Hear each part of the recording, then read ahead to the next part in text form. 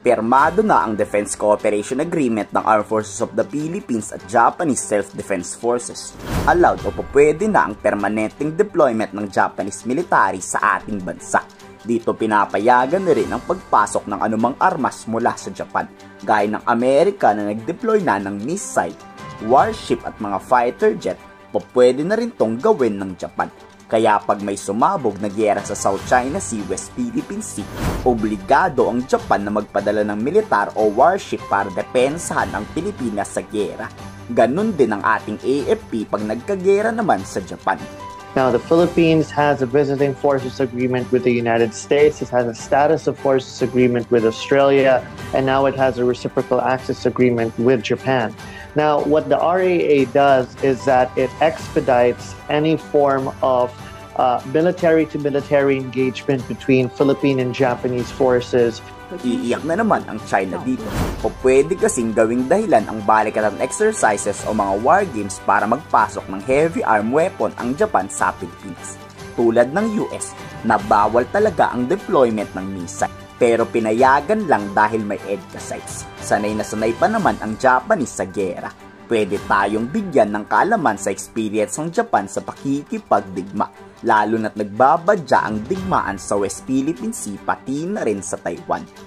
The Philippines and Japan are expected to undertake more in-depth practical military cooperation and exercises under the RAA.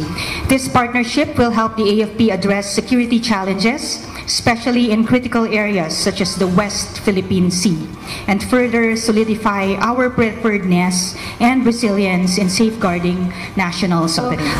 Malawag itong mga sakop nito, but as I said, we won't be giving the exact details until such time po na talagang we will be implementing it. Importante daw ang dialogo o pakikipag-usap sa kaaway na bansa.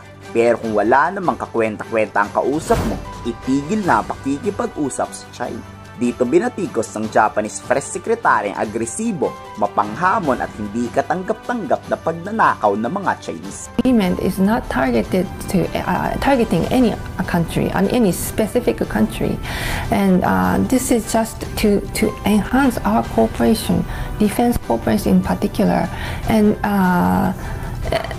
but at the same time we are facing a severe security environment. We are strongly opposed to those unlawful claims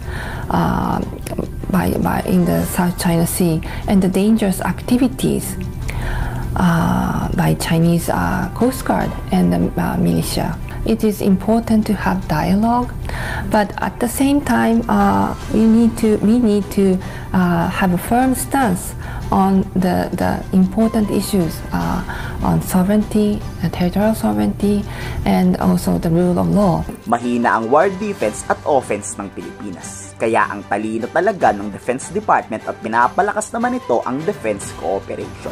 Kayo, anong masasabi nyo sa trinatrabaho ni Defense Secretary Gibo Teodoro?